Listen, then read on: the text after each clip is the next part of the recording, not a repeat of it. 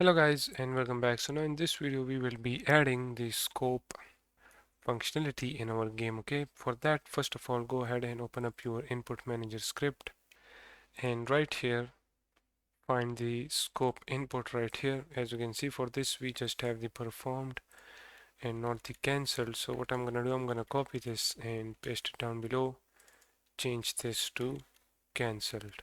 Okay, then scroll down and remove this handle scope input method, and also from here as well.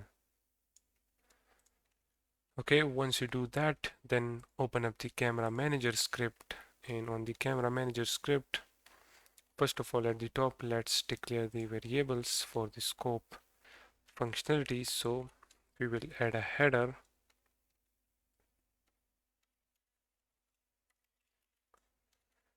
name this as scoped settings, and then in here we're gonna create a public float by the name of scoped FOV, which means field of view. It will be 20. Then create another float by the name of default field of view. The default field of view of our main camera is 60. Okay, then we're gonna create a bool by the name of is scoped, which will be equals to false by default. Then we will make a reference to the player movement script. So player movement, name this as player movement. Then we need a reference to our camera. Okay, so name this as camera as well. That's it.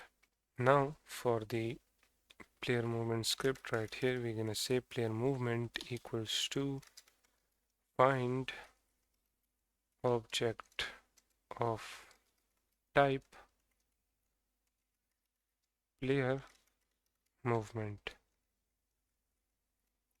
Okay, once we have that, we can then scroll down, and at the bottom let's create a method by the name of handle scoped FOV. Okay, and in here we're gonna say if input manager dot scope input is pressed, then we will set the camera field of view to the scope field of view, and we will set the scope to true. Okay, else we're gonna do the opposite. So let's copy that, paste it down below. We're gonna change this to default field of view and set this to false. Okay, once we do that, then right here call the handle scoped FOV method, and then right here in the rotate camera we're gonna add a if condition in which we're gonna say if the player is scoped. Okay, then what we're gonna do, we're gonna set the camera look speed to 0.1. okay, or you can say 0.1, and then the camera pivot speed will also be 0.1, and the minimum pivot angle will be changed to minus 0.5, and the maximum pivot angle will be changed to 6. Okay, because when we are scoped, then as you know the camera will be zoomed in, so we don't want the minimum and maximum pivot angle to be 30, okay, and minus 30, because the camera will then look really up in the sky and also down below. Okay, now in the else condition we're gonna do the opposite of what we did right here. So I'm gonna just copy and paste that right here. The speed will be the same, but we're gonna change this to minus 30 and this to 30. And also right here in the if condition, as I told you in my previous videos, that When we are scoped in, we want the player to rotate wherever the camera is rotating. Okay, so for that we're gonna set the player rotation to quaternion dot Euler. Let's pass the pivot angle here, then the look angle, and then 0. That's it. Okay, so this is when the player is scoped. We want the player to rotate with the camera. We also want the player to rotate with the camera when the player is standing still. Okay, and also when the player is walking, we already rotate the player with the camera. Okay, but when the player is standing still, the player doesn't rotate. So we will set the player movement. Actually, we will say if player movement dot is moving is false, it means if the player is not moving and also the player is not sprinting, then in this case we also want the player to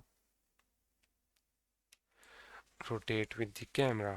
Okay, so right here I will pass 0 instead of the pivot angle, and the look angle will be the same. And the reason we pass the pivot angle right here is because when we are scoped in, and for example if the player want to shoot up, then we want the player to look up and also look down.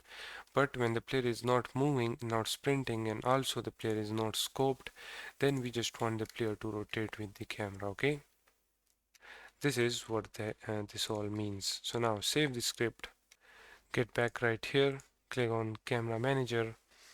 Okay, let me turn off the debug mode. Right here we have to provide our camera, so drag and drop the camera in there. And once you do that, then let's go ahead and play the game. So when the game starts, you will notice that when we are scoped in, okay, as you can see, the player doesn't scope out. Okay, this is because if we check our input manager, as you know that we have created a cancelled for our scope as well, but we didn't set this to false. So make sure that you set this to false. And also guys, let me tell you that I have for now disabled the pause menu because I have to press the escape button to unlock the cursor, and I don't want the pause menu to be activated again and again. So that's why I've disabled it for now. And now if you notice, we can zoom in, or you can say scoped in, and the player rotates.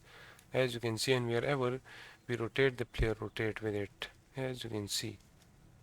Okay, so now if the player is facing this side, if you scoped in and rotate, the player can rotate. Okay,